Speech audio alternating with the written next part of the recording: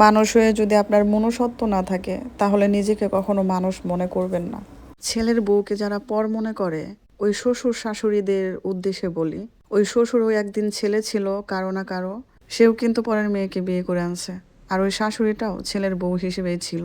তারা একটা সময় মা বাবা হয়ে শ্বশুর শাশুড়ি হয়েছে। সেই শ্বশুর শাশুড়ি কিভাবে পরের মেয়ের উপর জুলুম করে, অত্যাচার করে, একটাবার কি এভাবে চিন্তা করে আমি যাকে নিয়ে ঘর করতেছি সেও তো পরের মেয়ে ছিল? এটাই তো দুনিয়ার নিয়ম। সেই যুগ যুগ ধরেই তো এটাই হয়ে আসছে। নিজের মেয়ে পরের ঘরে, পরের মেয়ে আমার ঘরে। অনেক ছেলেদের পরিবার আছে ছেলের শ্বশুরের টাকা নাই বলে ছেলের শ্বশুর বাড়ির আত্মীয় স্বজনদের কোনোদিন দাওয়াত দিয়ে খাওয়ায় না। আবার মেয়েদের বিয়ে দিয়ে ঘর জামাই রাখলেও মেয়ে শ্বশুর বাড়ির সবাইকে প্রতি মাসে দাওয়াত খাওয়াবে। মেয়ে শ্বশুর বাড়ি থাকবে না তারপরও খাওয়াবে, ওই যে মেয়েকে যাতে অনেক সম্মান দেয় তাই।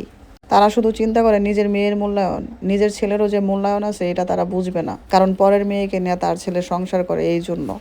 দেখবেন কি আপনার শ্বশুর তার শ্বশুর বাড়ির আত্মীয় স্বজনকে কলিজার ভিতরে ভরে রাখবে, মেয়ের শ্বশুর বাড়ির মানুষদেরকে কলিজায় ভরে রাখবে, শুধু ছেলের শ্বশুর বাড়ির মানুষদেরকে দেখতে পারবে না।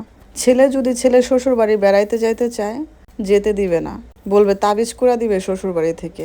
আমার প্রশ্ন, যারা এগুলো বলে তারা কি তাদের মেয়ের জামাইদেরকে তাবিজ করে মেয়ের সংসার টিকিয়ে রাখে? এই জন্য কি পরের মেয়েকে এই টাইপের কথাগুলো বলে? আল্লাহ জানে।